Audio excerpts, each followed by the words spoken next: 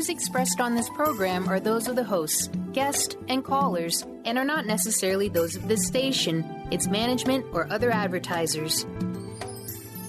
You're listening to Transformation Talk Radio.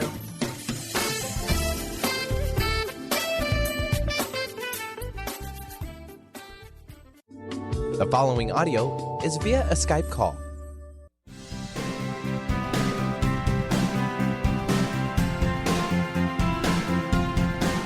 Welcome to the hit show Mouthing Off with Chef Rossi. Each show, Rossi, a.k.a. Chef Rossi, and author of the hit memoir, The Raging Skillet, mouths off about different subjects in a pursuit of breaking down walls and opening up our minds. Look out. She and Dr. Pat banter back and forth using the subject of each show as a framework for uplifting, inspiring, and what exuberant conversations. So get ready for that appetizer that will wet your whistle as we lean into the main course of the day. Issues, conversations, things that are heavy on your minds, but lightening up your heart. And ending each show off with that sweet, sweet, sweet dessert of inspiration. Now, here is your host, Chef Rossi. Hey everybody, I'm Dr. Pat, and as you heard in that introduction, it is Chef Rossi and I that are kicking it up right here today for all of you. Thank you for tuning us in and turning us on. It is so great to be launching this fabulous show with someone that has been passionate, lives her life on purpose, and Woo-hoo! is out in the world rocking it. Everybody. I am so jazzed. Woo! Chef Rossi, what a great, are you excited about today? I mean, I know we've been Mama, building up to it. I am so excited. I can't even stand it. Like, I've been trying to do other things, and I'm like, no, I have the radio show. Who wants to do anything else? Who wants to work? Who wants to deal with problems? Who wants to wash the dishes? We're going to have such a good time. All right, tell everybody about Mouthing Off Radio, because this is something that you've created here, and it has a very specific purpose. It has a very important meaning, but only Chef Rossi would know. Go ahead. Well, so here's the thing. I mean, regardless of where you are politically, and regardless of how you voted, and regardless of how you feel about things in life, you have to admit that the world, and especially this country, is feeling pretty crappy lately. I mean, everyone hates everybody. Everyone's upset with everything. I mean, it's a whole lot of mishigas. Like, as my mother would say, it's like a mishigas stew. You know, I'm profoundly Jewish. What can I say? So as a writer and an author and a chef and a caterer and a big mouth yenta, you know, I'm always looking for ways to try and change the world. And basically, you know, mouthing off. And so I think this will just be a great format for the two of us to really talk about how we might change the world, try to open up minds and open up hearts and get people thinking in a different direction, in a different way, you know, and really let it all hang out. Well, I mean, you know, here we are, and it doesn't matter what walk of life you're coming in from. It doesn't matter if you're starting up a new business. It doesn't really matter if you're thinking, I'm not really sure what my purpose and passion is. You know, this show is really to give us a way to explore some things, imagine some things that perhaps in our busyness we would not do. Exactly. Look, I mean, I know, you know, after the election, I was very upset, and most of the people I know, and most of the people in New York, you know, and certainly, you know, all the Democrats and liberals, but, you know, really a lot of people were very upset. And it was easy to just kind of spend a few days crying and being upset. But I started to think about, like, how was that going to change the world? How was that going to improve things? And so I started thinking, instead of being so shocked and upset, why don't I try to imagine how it might have felt to be a coal miner in Kentucky? You know, if you're a coal miner in Kentucky, you have a whole different set of things that are affecting your life. And so I tried to just take myself out of my body and imagine how it might feel to be them. You know, to be hungry, to be worried, to be jobless, to be wondering if your job even existed anymore, to be scared, you know. I guess maybe there are some people that can't even imagine that feeling, can't possibly put themselves in those shoes. But most people really do have at least one moment in their life when they were scared or lonely and hungry and poor. I mean, something, even if you're a trust fund baby with millions of dollars, maybe you can't imagine the poor part, but you should surely be able to imagine the scared and lonely part. Yeah. I mean, if you're somebody like me and you find yourself at age 17 when most people should be celebrating life or doing something really kind of cool, you find yourself, now I'm begging for money at the Port Authority in New York because I don't have a place to live. I don't know anything else, but, I've watched other people beg people for money, make up a good story about it, but yet I could never have imagined that. But Chef Rossi, what you said is so important. I have had that experience, so now I can imagine it. But let's talk about us imagining, even if we have not had that experience, right? Oh, yeah. Look, it's an exercise in stretching your mind. Yeah. Like for me, it was easy to imagine.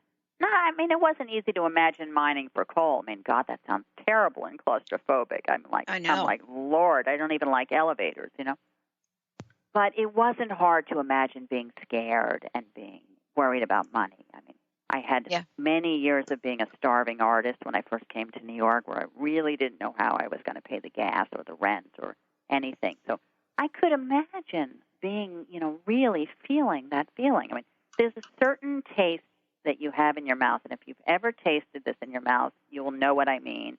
And if you haven't, just try to imagine it. And it's the taste of hunger and fear, kind of like an acid sort of a flavor in your mouth, which I had that taste in my mouth a lot when I was a starving artist. So I sort of went to a sensory place. I imagined tasting that and feeling that, and then I imagined those coal miners. So they don't care about the intellectual answer to who to vote for.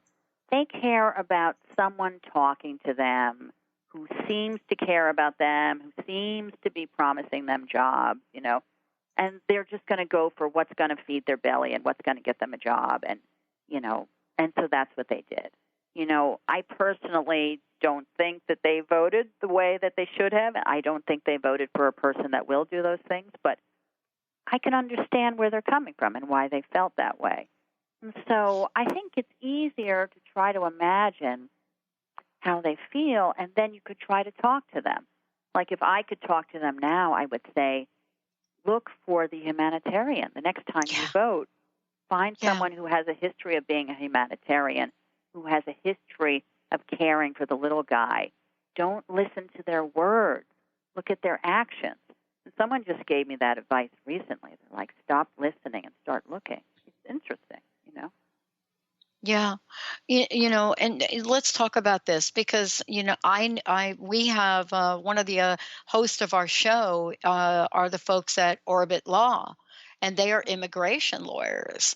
And, I don't think anyone over there at that point in time realized that they would be thrown in the middle of what's happening now. But right. How would that feel, right? Even me, homeless at Port Authority, I was not restricted. Nobody chased me out and said, don't beg for money, Pat. But I can't even imagine what it's like for people now that are living scared. And I'm not just talking about one or two segments of our population. It's hard for us to imagine unless, right, Chef Rossi, we stop for a minute to do it. Isn't that the message? But you have to just stretch. You have, look, I'm a white woman, so it's like I know what it's like to be a woman and have the oppression of being a woman, but I don't know what it's like to have the oppression of being something other than white, and it's like we've had a whole lifetime of having all of this privilege handed to us and just taking it for granted. So it's like when I was watching the whole Black Lives Matter movement, I tried to imagine, how it might feel to simply not be white. I mean, that's a huge transition. But it's like it comes with a boatload of prejudice and a boatload of horrible things. And to try to imagine how it might be to be Muslim in America right now, I can't even think of something more lonely and more terrifying. I mean, I know what it's like. I remember when I was a kid, my parents, for some reason, bought some crappy little bungalow in Panama City, Florida. This is the 1970s. Yeah. So they dragged us to Panama City, Florida, and I guess nobody in Panama City, Florida in the 70s had seen a Jew or that they were aware of. I mean, yes, Jews go to Florida, but they don't go to Panama City. So the word got out that we were Jewish, and people started looking at us like we were Martians. And I went to get gas once, and the gas station attendant kept looking at my butt and looking at my head and looking at my butt and looking at my head. And finally, I'm like, what are you looking at? And he's like, well, I hears tell your mama says you're Jewish. So I was looking for your horns and your tail. Oh, he didn't even think he was insulting me. He was just saying it like very matter-of-factly. I'm like, get the hell out of here. We don't have horns and a tail. What are you talking about? So we were the others, the aliens, you know, and people just thought we were freaks and would whisper about us. And, I mean, it was terrible. So it's like when I tried to imagine how it might feel to be Muslim in America today, I couldn't imagine how it might feel to worry about being deported, but I could imagine how it might feel to have people talking about you like you're an other or that you're different or shaming you or treating you differently. And it's a really horrible feeling. It really gives you a complex. I mean, it's easy to understand how a Muslim person in America today might be angry and might be afraid. And it also kind of makes me understand how horrible organizations like ISIS are able to recruit, like by putting a ban on Muslims in America or by even joking or saying in press, in public, that they should register or anything like that. That's like 1,000 Christmas presents to ISIS. Like now they have a great recruiting campaign. Are you scared? You know, come on over. Are you angry? Come on over. Yeah. We have to stop doing that. Well, you know, part of this is, you know, let's point to some of the, you know, some of the books that have been published out there. You know, I mean, pivotal books that people have read where, you know, we're talking about you have to listen, but you have to listen to understand. Understanding. How do you understand? Well, you just nailed it. You understand by putting yourselves in another place and shoes. What's that called? We'll talk about it when we come back. Chef Rossi is in the house. This is Mouthing Off with Chef Rossi. Today, for those of you out there, we're talking about imagine walking in someone else's shoes. Imagine that. Now imagine it's someone that you might have a little negative energy towards. Yes, even those folks. Stay tuned. We'll be right back.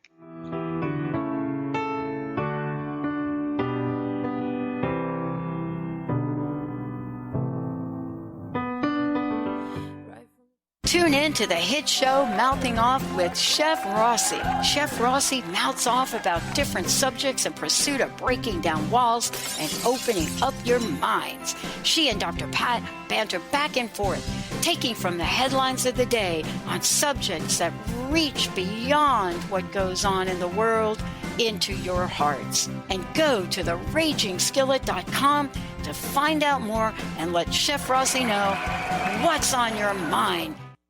If you're dealing with fear and anxiety, you've probably noticed that the more you fight these emotions, the stronger they seem to get. Dr. Friedemann Schaub, the author of The Fear and Anxiety Solution, explains that instead of suppressing, we need to identify and resolve the deeper subconscious root causes of fear and anxiety. His personal breakthrough program has helped thousands worldwide to overcome their emotional challenges. To learn more, visit thefearandanxietysolution.com and schedule your free consultation with Dr. Schaub now. How would you like increased health and vitality?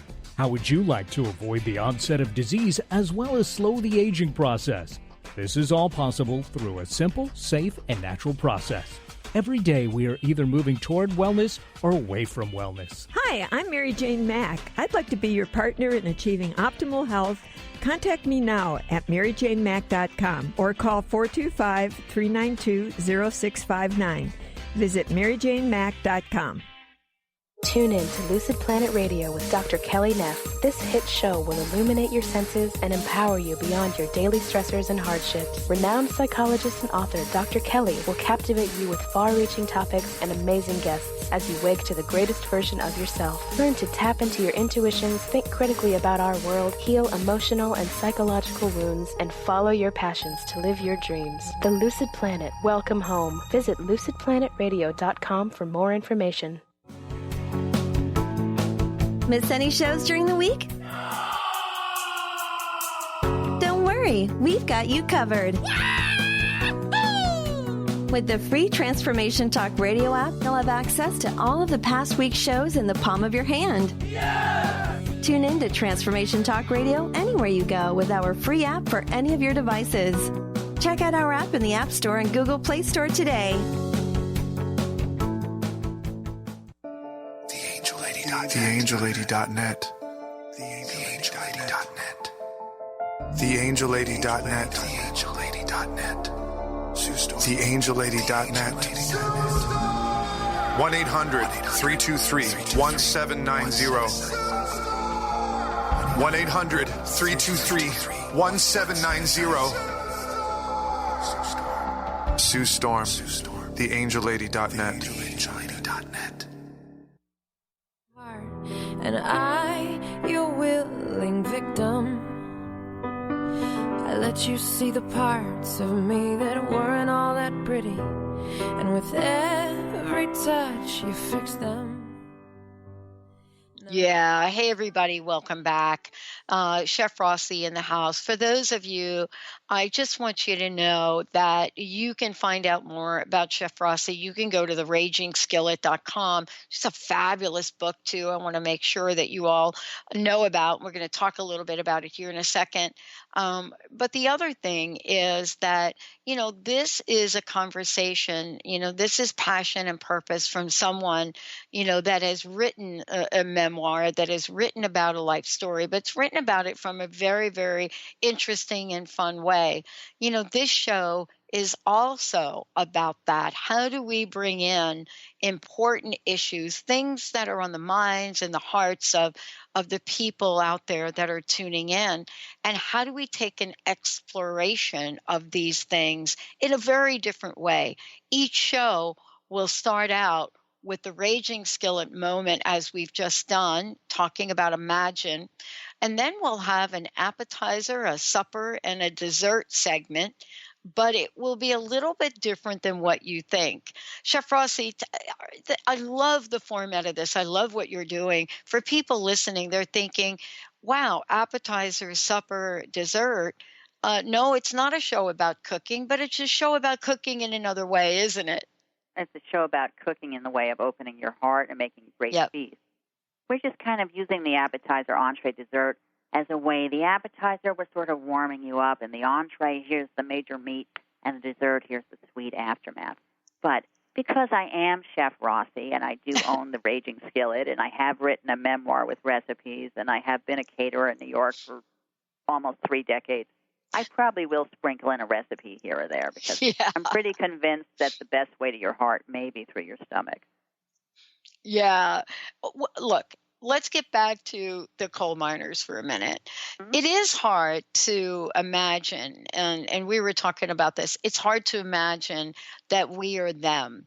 It's less hard for me to imagine having my stepmom being from the South and having a grandma that didn't have like a real stove until my dad bought it, or a real bathroom, which she never did get. So I understand what that's like and have lived that. But there are many folks, not only can we not imagine that, but it's hard to even imagine having a life that's filled with joy as well. Maybe we should talk about that for a minute and what it might be like to have a little compassion for folks that walk in those shoes. Well, what is that famous expression? You get more bees with honey than vinegar, Yeah. So let's say, that you're listening to this show and you're angry at those coal miners because they voted for someone that you're angry at. Well, attacking them and feeling different than them and looking down at them and thinking of them as less than you, all that's going to do is bring back the same to you, bring hatred back to you, and reinforce with them that they better stay on their side of the camp and better keep voting the way that they're voting, I think if you can feel passion and you can feel empathy is a hard one, Empathy is really about imagining and caring and feeling them. Then you would know how to speak to them and you would know what they need, I would think that there are hopefully some very smart people out there who are studying this right now. How could they speak to them? How could they help them? How could they appeal to them? I mean, that's a very tough position, too, because a coal miner, you don't really know what to hope for them because coal is a dead industry. I mean, we care about the planet and we care about the environment, or we should. Not everyone does. So it's not like you're, hoping for a great big future for coal. Like if I was hoping for them, I would hope for a great big future for clean energy that they could all benefit from and get jobs in. If I was in a position of power, I probably would be looking for ways to start clean energy in Kentucky with lots of job openings for people that are willing to earn while they learn. No experience necessary, just come in and earn while you learn. That would be great, but I'm not in a position of power. I'm just putting it out there. Yeah. There are things that we get to explore and look at by imagining. John Lennon had that fabulous song, Imagine. And that song in itself opened up, people's hearts. I mean, it became one of the pivotal songs of a generation. And yet, even if you were to play it today, people that may not even know, believe it or not, Chef Rossi, there may be people right now that don't even know who John Lennon is. That is a reality. I believe it. There's this whole generation of, what are they, the millennials, and who's after the millennials now? They're the ones, Benny might know, they're the ones after the millennials. I know, Jessica did a whole thing on the millennials. I mean, it's like all these people that have really short attention spans because they grew up with technology. We didn't grow up with technology. I mean, we had a rotary phone. I remember it was really exciting when they invented an answering machine. It was really exciting when they invented a fax machine. But it used to be like you came home from school. Maybe you talked on the rotary phone with your friend, but you always had to worry about your mother picking up on the other line and listening in. At least I did. We'd have to go, don't breathe for a second. And then we'd hear my mother. We'd be like, oh, Mom's on the phone, hang up. But you had to go out and talk to each other and read books and do all of these things, So because of that, I'm capable of sitting down and reading, and having a whole conversation. But, young people today, it's like short, instant. It's got to be Twitter or Snapchat, and they're missing the whole universe flowing by. So maybe they don't know who John Lennon is because it took too long to read it. I know. But, here's the song. When you hear it, the words of that song are extremely powerful. They're powerful in the same way we're talking about this now. We're living in a world right now where we get to imagine our lives, right? At some point, let me ask you this question about your own personal journey. What was your imagination like growing up? What did you imagine for yourself? Did you even have room to breathe growing up in the city? I know I don't remember being able to imagine anything but making sure I got the right bus growing up in the Bronx, for sure. Well, how about you? Interesting. I grew up on the Jersey Shore. I don't have big hair. I have medium-sized hair. But I grew up in a Jewish family on the Jersey Shore. And I remember in the 6th and 7th grade, I think even in the 8th grade, my teacher would always do this thing, probably your school too, where they would ask everyone in the class, what do you want to be when you grow up? And the boys would say, I want to be a fireman. And the girls would say, I want to be a teacher or a nurse. And this is like the 70s, so not so progressive, except the women's lib movement was happening. Mm-hmm. And I would stick my hand up and say, I want to be president of the United States. Yeah. And everyone would start laughing. And the boys would say, you can't be president, you're a girl. And the girls would be like, I don't think you can do that, you're a girl. And I would say, I can, why not? I can do it. And my first couple of teachers were like, well, dear, why don't you, learn how to type and become a secretary instead? And I was like, no, I want to be president. Luckily, by the third grade, we got a teacher, Mrs. Ostroff. I would love to know what happened to her. And she came in. She had a women's lib button on her bag, so I probably should have known, that it was off to a good start. And I said it, and I said, I want to be president of the United States, and everyone started making fun of me. And Mrs. Ostroff stood up for me. She said, no, she can do anything the boys can do. Girls can do almost anything boys can do. There's no reason why she can't be president of the United States. Just watch. And I never forgot her. Well, I never became president, and I never ran for a career in politics, but it always stayed with me. Thank God for Mrs. Ostroff. She didn't squash me like so many other people had squashed my female spirit. Can't do this, can't do that. My own parents who loved me squashed my spirit. I mean, I remember when I told my mother I wanted to be a writer, she said I should learn how to type. Here we are again with the typing, and become a Kelly girl, which meant I would be a temp. See, people today don't know what a Kelly girl is, but it's basically a secretarial temp. Right. And I said, Mom, I want to be a writer, not a secretary. And my mother said, what's the difference? Secretaries type, writers type. It's the same thing. I'm like, it's different. It's a little bit different. I feel like it might be different. I love this because I remember sitting around an Italian family because they would decide what each kid was going to do, right? The uncles came over and sat around the table, and each kid was discussed, and it was you talked about what each of the kids were going to do. Right. Cousin Billy was going to grow up to be an accountant. My two other sisters were going to go to secretarial school, right. And there was me. I wanted to go to a music and art school, and my stepmom. How did they feel about that? Oh no, that was never going to happen. I don't think so. No, that was not going to happen. And my stepmom jumped in and said, "Yeah, I don't care what y'all want or what you're doing. She's going to school for music and art," and literally, the curse was put on my stepmother right there. That famous curse that comes forth from grandmothers and grandmothers and grandmothers and grandmothers. Oh, yeah. But I didn't have to go to be a secretary. I got to study music. But here's the deal, right? When the headline, I know it. I love my stepmom. Here's the question we'll talk about when we come back. I get an email from a listener this morning. They said, Patty, you're going to talk about this today on Chef Rossi's show? And I said, here's the email. Out of all the things in the world right now, and this is what it means to literally, Chef Rossi, walk in another person's shoes. Are you ready? Are high heel dress codes for the workplace sexist? UK lawmakers are debating this after a woman wore flats and was sent home. Literally. Give those shoes to a couple of male executives, then let's talk about them. We're going to take a short break. We'll be right back for a sup.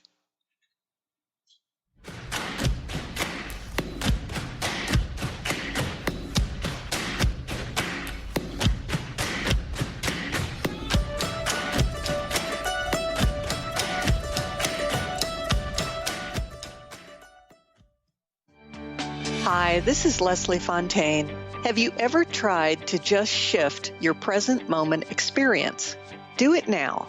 Just move your energy in a direction and watch what happens. Often we panic at the blocks that come up and we just stop. But today, try not to do that. Continue from your heart or solar plexus to shift in that new direction, whether it's in the middle of an argument, in the middle of some depression you're feeling, or some discouragement. What happens for you as you do that? The opportunities are amazing. Just hold that space. If you're ready to shift into your best life, visit me at lesliefontaine.com and let's talk about unfolding all that you want to be, do, and have. You'll find sessions, classes, audio products, all to help remove the blocks and move you into your potential. And listen to my show, Sheer Alchemy, on Transformation Talk Radio, Wednesdays at 10 Pacific and 1 Eastern. Wow. Hey, everyone. Welcome. Welcome to the Dr. Pat Show. This is Talk Radio to Thrive By. I'm telling you, I got to pinch myself some days because when each of us gets called to do something that we so not thought was in our wheelhouse to do, for a purpose that's so much greater than us, we get to show up and shine. If you would like to show up and shine on the Dr. Pat Show as a co-host or sponsor, send us an email to inspire@thedrpatshow.com.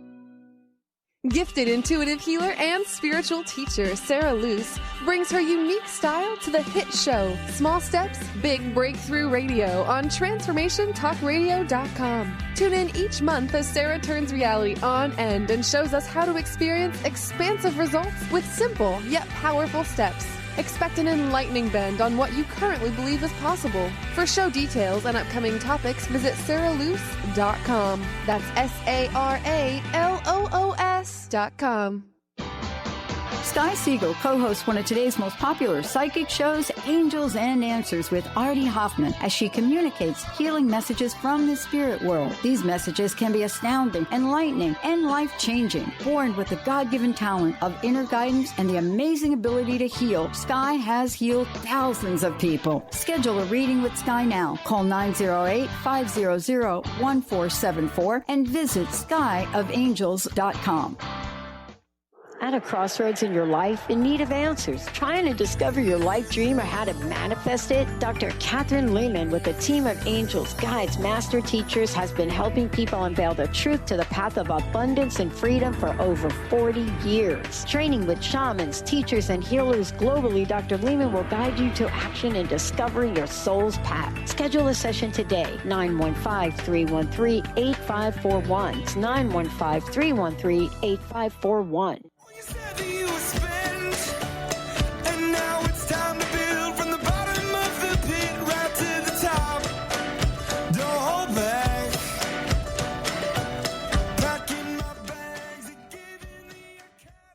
Hey, everybody, welcome back. Chef Rossi is in the house, mouthing off radio. Yeah, imagine life, love, and glory. And here, if you want to find out more about Chef Rossi, you can certainly go to theragingskillet.com, or you can go to Chef Rossi NYC on Facebook, Twitter, Chef Rossi. Go ahead, all of the above. And on the drpatshow.com or Transformation Talk Radio, you're going to find her banner announcing the show, all of the information. And for those of you, if you have not gotten a copy of her book, go ahead and do that. Chef Rossi, listen, before the break, I was talking about those high heels, right? But there's a reason because we're going to talk about supper now, the meat and potatoes. Well, listen. What do we do? What do we do here? How do we put ourselves in somebody else's shoes? You really nailed it with that. I've been like, oh my God, she's just like percolating. It's going to be such a good cup of coffee. So here's the thing, I can't think of anything more sexist than making a woman work in high-heeled shoes. Oh. Probably half of the things I chose to do with my life were simply because I would not wear high-heeled shoes. Like in my occupation, I go to work in a pair of, I have a pair of Timberland boots. I have a pair of orange sneakers, and I have a pair of black leather biker boots, and it's one of the three, The orange sneakers were a little just recent, like a concession to tired feet, but I'm like, only if they're orange, I can't imagine anything worse. But I would say this, like, look, all of you guys who somehow think that should be what a woman has to wear to work, you do it. You go to work in high-heeled shoes. You go and run and try to get a taxi cab and run down the steps to the subway and whatever, I guess they have subways in England too, try to run up and down the stairs, try to spend a day at work. I mean, you see women the second they get out of work, they're pulling off their high heels and putting on their sneakers. They can't take one more second. They're like 2 steps out the door, changing their shoes. I see them on the subway changing their shoes. I would say that's the guys. You try it. I would love to see men really try to imagine how it feels to be a woman. I mean, just think about it. Like, guys, you're so stuck up. You're so comfortable in your own skin. Just try to imagine. How does it feel to be told to wear high-heeled shoes? Walk around in some high-heeled shoes for a couple of days. How does it feel to be sexually harassed? How does it feel to be pawed and grabbed? How does it feel to be looked down on?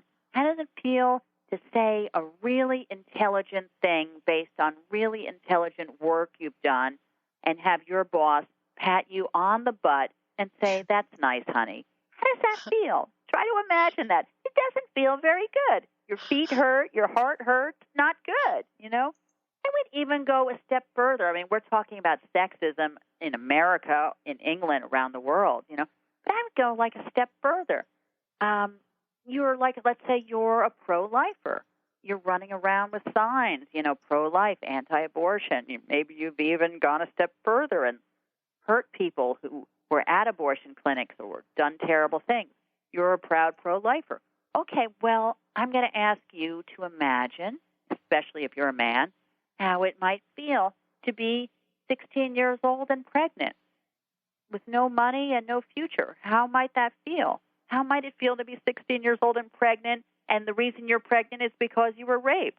Try to imagine that, you know? It's not just about wearing high heels, but the high heels would be a nice start. So, for instance, I would very much like to see the President of the United States and the Vice President of the United States and quite a few of their cabinet picks, their male cabinet picks, spend a few days in a pair of high-heeled, maybe bright red high-heeled shoes would be nice, patent leather, something like that. Just a few days. I'd like to see that. The only thing I'm a little worried about, or not worried about, but the only thing I'm kind of thinking is that maybe a few of these guys might actually like it, and they might be doing it already. So I don't know. Maybe. I don't know. You know, I thought, Chef Rossi, honestly, I thought we were way beyond this. And you know what I'm really struck by is we're not. You know, I mean, clearly the article was talking about, you know, the London lawmakers really hearing this in a court of law. And I'm really thrilled that they are. And what I mean by that is I'm really thrilled that they stopped to say, wait a minute, are we now, even today, having sexist practices in the workplace that are affecting women? We're not even talking about the fact that, you know, the wage gap, as we were talking about earlier last year, the wage gap exists. Now we're talking about these subtle ideas. Now, let's say, Chef Rossi, let's say that maybe this company says, no, you don't have to. And maybe there are 10% of the women that don't.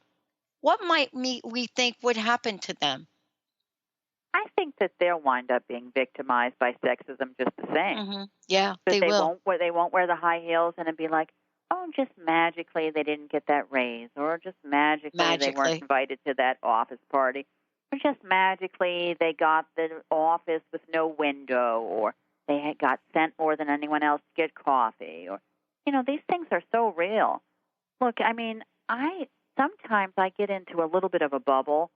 Mm-hmm. Because, I mean, I'm in a male-dominated profession. Certainly in the 80s, you would not find women in professional kitchens, which I thought was so crazy. You know, you love your mom's cooking, you love your wife's cooking. You know, why can't we be in the kitchen? But, wow, I mean, it really was not happening. But that started to change. The Food Network and television and things like that started to change, and now we're starting to see more and more women. And I started to feel like maybe the world's really changing. But then every once in a while I hit a wall and I'm like, wow, not so much. Even with the presidential election, you know, regardless of how you felt politically, a lot of times it came up that people would attack Hillary Clinton, and their attack would be that her husband had not been faithful to her. That was the attack. Right. But I never heard one person question whether the wife of the other, I'm just going to say the other because I just can't stand him right now. He makes me sick. But the other, you know, whether she was faithful, or the wife of any male politician I've ever heard of was faithful. It never, ever, ever come up. No one would think to ask. I don't know if the first lady was faithful to the president, the one we have now, you know. Never came up because no one would think to ask because he's a man and she's a woman. But because Hillary Clinton was a woman, it came up. Was her husband faithful to her? No. Well, let's hold that against her. You know, other things that came up, they didn't like the way she dressed. They didn't like the way she smiled. They didn't like the way she laughed. I never heard someone saying about a male politician, we don't like the way he smiles. We don't like the way he laughs. I mean, and people don't even recognize that this is sexism. You can disagree with her politically to your heart's content, But to sit there holding it against her, whether or not her husband was faithful, is insane if it's not going to be the same for the male politician. I mean, sexism, like, oh, my God, it makes me so angry. And people are doing it and not even realizing they're doing it. I mean, I sat in groups of very educated, smart people, and they said to me, well, I can't vote for her because look at what her husband did, you know. I know, right. Crazy, just crazy. Well, I mean, there's a double standard across the board. I mean, you know, look, you have to be living under a rock right now if you haven't even gotten a little whisper of what's going on in the world. Now, I will say that many of us do not plug into the news 24/7. And I have to tell you, pretty much everything I post that is of a political nature, I get from a listener or somebody that's on our email list or something saying, Pat, did you know? Pat, did you know? Pat, did you know? Ask people what they think. Ask them what they think. And, you know, what's fascinating about that is that people may not know about what's going on. You and I were talking about, I got a shout back from one of the networks I had been trying to contact and asked a simple question. I didn't understand why somebody in Congress that's no longer in Congress would ever seal their records. I just don't know enough about politics, right, to know that. I didn't think they were able to. Well, that's why I asked the question, because one of our listeners said, you know, this is what happened. You know, at the time, the vice presidential candidate sealed his records. So I start asking back. Nobody sends any emails back to me. My own two senators send me an entire, book on what they're doing and how they're doing it. Do you find it's hard for us to imagine what it's like to be in another person's shoes, because it's harder now to make those personal connections? Yeah, I'm not talking about a tweet or Facebook post. Is it harder for us to make real connections in this world today, Chef Rossi? Well, you know, it's kind of mixed because we can communicate with more people now than we ever could before. Like when I was growing up and when I was in my 20s and when I was in my 30s, and even, you know, date showing how old I am, you know, my early 40s, you know, I would communicate with small amounts of people at a time, like my cluster of friends. But now through Facebook and through other forms of media, you can say a couple sentences that 1,000 people may read or 5,000 people may read. So first of all, I think you should be a little more careful about what those few sentences are, you know, not like, oh, I ate a meatball. Hello, you know, like that's my own personal thing. I try to think a little bit about what I write because so many people are going to see it. So on the one hand, you can reach more people because of social media. But on the other hand, you're reaching out to less people. Like you're reaching more people, but you're really reaching out in a deep way to less people. So I don't think it's a good idea to let Facebook and Internet and email and Twitter and all those things be a substitute for a phone call or for seeing someone in person. You know, I have a cluster of really good friends who I almost never get to see. But yesterday I spent the day with my best friend. We've been best friends since I was 17 years old. She was my boss at my very first job in you know, as an adult. That was selling the New York Times over the phone. Lord help me with the story there. Anyway, we almost never see each other. She's super busy and I'm super busy, and we kind of just have, you know, my website to her website email relationship. But we had brunch and we spent the day together, and we walked around Brooklyn in the sun and talked. And I came home and I felt so good inside in this way that just nothing short of the human touch, of a hug, of a hello, you know, of just some real compassion and some real feeling, like nothing can replace that. Now, we happen to like each other. We don't always agree. So having that with someone you don't necessarily like is a harder thing to do, but it's something we have to do. I'm not saying go out and love your enemy, you know, just saying try and talk to them. I know on the book tour, I was able to go all over the places I never would have thought I was going to go. I went to St. Louis, which was a great experience. I recently just came back from Texas, which has been a really surreal, kind of great experience. I've been blessed to have my very awesome girlfriend, Lydia, who I'll get on the show one day, go on the tour with me. But a lot of the places we went were very homophobic places, were very anti-Semitic places that were very sexist, not the kind of places that I would think would embrace me. And what I found in those places was that I was able to reach even the most homophobic, right-wing conservative person with humor. Like the two things I've been able to reach them with, food and humor. So you can cross the world to another person's heart through their stomach or through their funny bone, I think. Yeah. And, let's go ahead and skip break because I want to make sure that we're talking about dessert.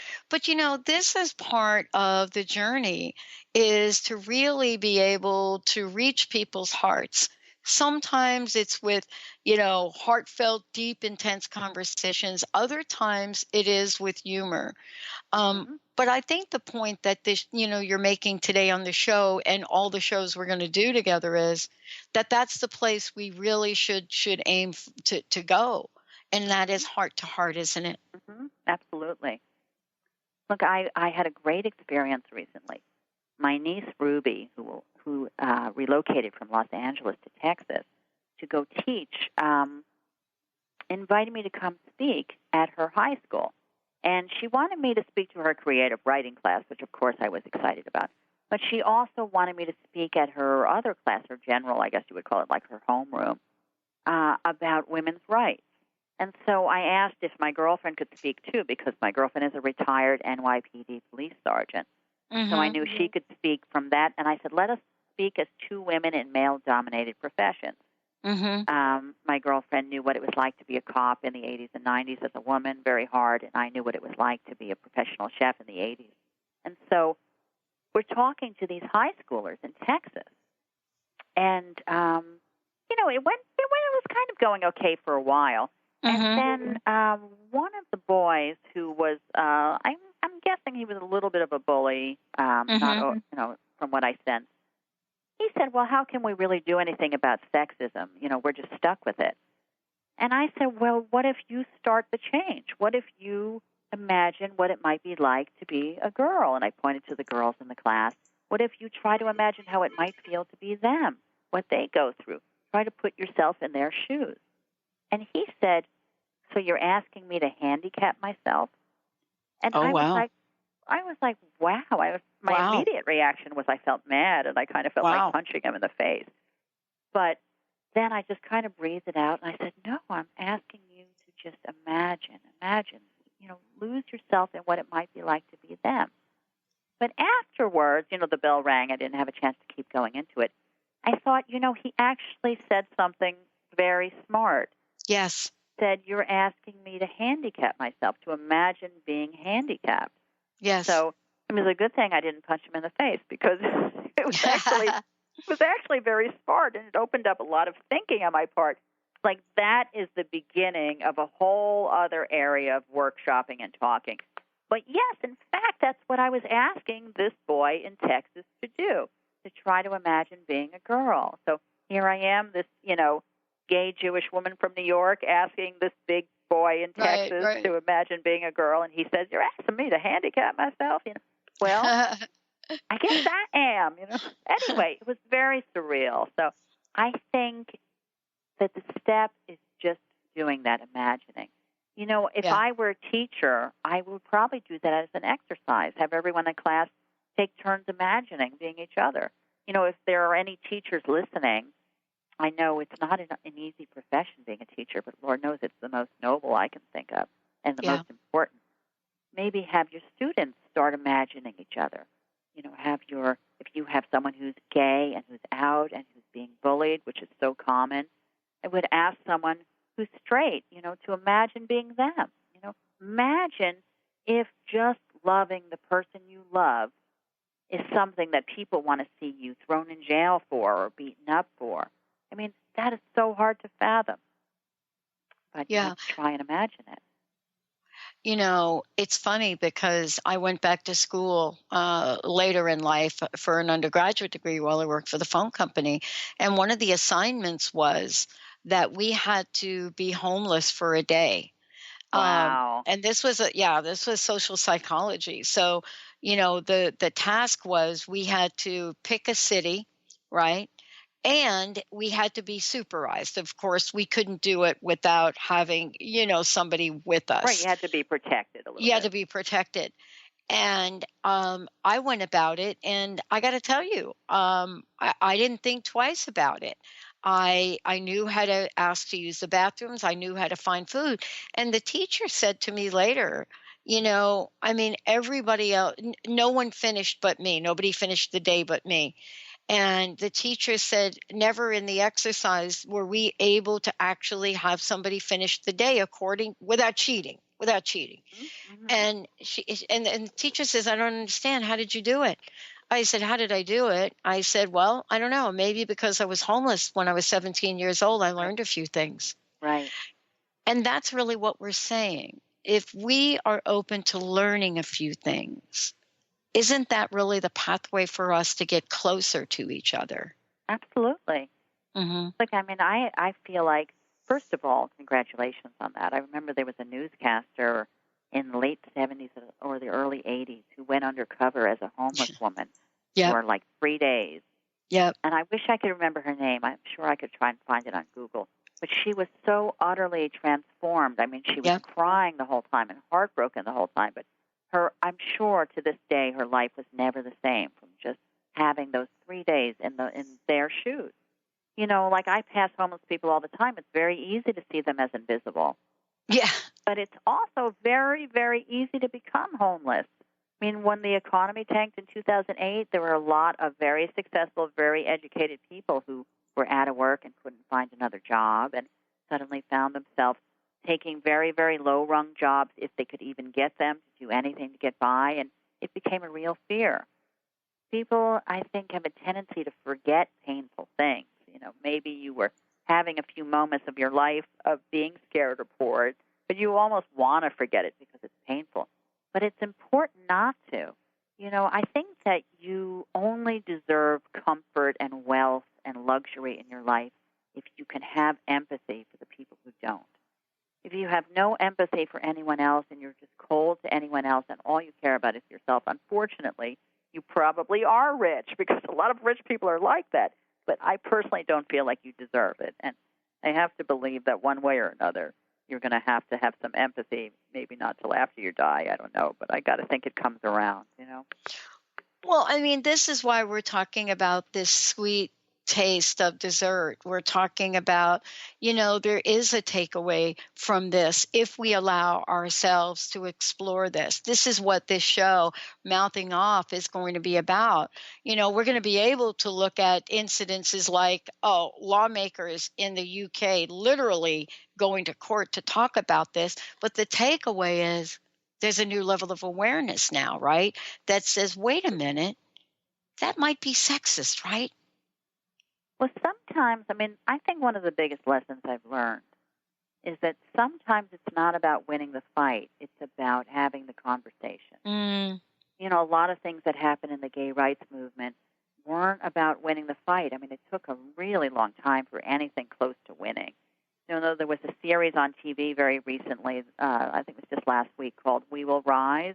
Yes. It was on 4 nights about the gay rights movement and really focusing on after Stonewall in the 70s going through to marriage equality finally passing.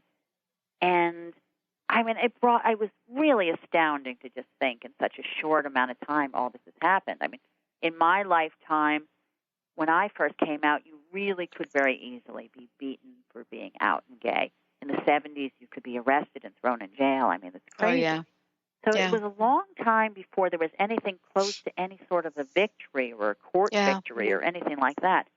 But just having those conversations, just asking for the trials, just having people discuss it, brought it closer and closer and closer. The more people had discussions, the more people who asked, and finally, you know, we got closer. we have a long way to go right now, especially. Yeah. We have a long way to go. But just having the conversation in the light, really brings it to the surface. Also, I heard somewhere that someone said Will and Grace did more for gay rights than 1,000 gay rights marches. I forget who said it, but it's true. Yeah. You have a character that you start to love on television, then it becomes very hard to suddenly feel so cold to who they are. If you love someone who's black, how can you then turn and want oppression for African Americans? If you love someone who's gay, even if they're on television, how can you turn and then want homophobic laws to happen, want Supreme Court judges to be nominated who believe gay sex should be criminal? You can't do both. You can't have that much. I'm going to say this word cognitive dissonance, which you probably know what it means. But I studied it when I was in college, and it really kind of changed my life. And the teacher said, if you are doing something and you know it's bad, you have to give yourself a reason to feel better. So you're smoking and you know it's bad. You tell yourself, well, if I didn't smoke, I'd be eating and I'd get fat. So I have to smoke so I don't get fat. Yeah. And you know what? I'll tell you what, we're probably going to talk about that on our next show. Chef Rossi, thank you so much. Many shows to come. Thank you for all that you do. Welcome. What a fabulous show. Wow. If you all missed any part of this, it will play again later on tonight. You've been listening to Mouthing Off Radio with Chef Rossi. Tune in on Transformation Talk Radio, and if you have missed any part of this, check it out at theragingskillet.com or transformationtalkradio.com. Say hi to Chef Rossi, let her know what's on your mind, and we will bring it to the next show. Visit theragingskillet.com, and don't forget to get your own copy of the hit memoir, The Raging Skillet by Chef Rossi. See you next time. The preceding audio was via a Skype call.